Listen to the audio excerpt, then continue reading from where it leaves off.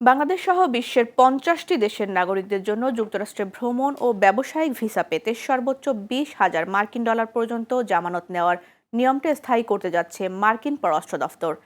Federal রেজিস্ট্রারের বিজ্ঞপ্তি অনুযায়ী এটি মূলত বি1 এবং বি2 ভিসার ক্ষেত্রে প্রযোজ্য হবে।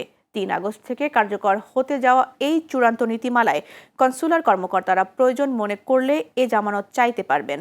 যুক্তরাষ্ট্রের ট্রাম্প প্রশাসনের দাবি, ভিসার মেয়াদ শেষে অবৈধভাবে থেকে যাওয়ার প্রবণতা রোধ এবং জাতীয় নিরাপত্তা জোরদারে এই পদক্ষেপ নেওয়া হয়েছে।